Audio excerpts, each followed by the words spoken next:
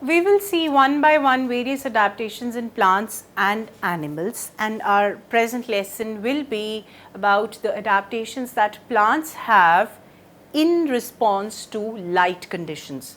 So, in response to light conditions, we have two types of plants. One are heliophytes, helio word is for sun. So, those which are present in abundant sunlight known as sun plants, and the other category of plants would be to lesser lights, that would be lesser light condition, that would be xeophytes.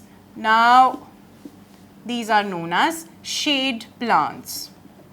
Now, what are the various adaptations that these plants are going to have in order to enable their survival in both the conditions, highly sunny conditions and shady conditions? You know that in forest there are various levels of stratification, okay, vertical arrangement is there. So, the shade plants would be present in the lower region, while the sun plants would be present in the upper region. There would be abundant sunlight for sun plants. So, in the case of heliophytes, we have the first characteristic that they will have short internodes, while in the case of shade plants, the nodes, internodes would be quite longer and slender.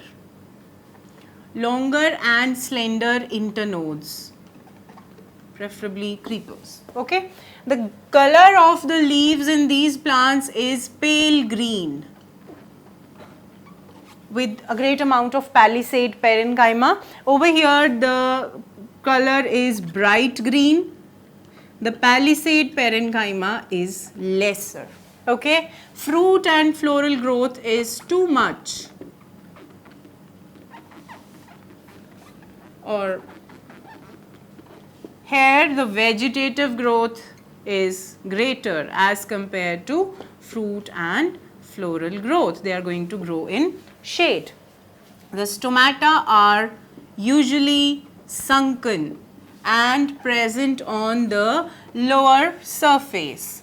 Thick cuticle is also present, and over here the cuticle is thin, while the stomata present on both surface and at level. Okay.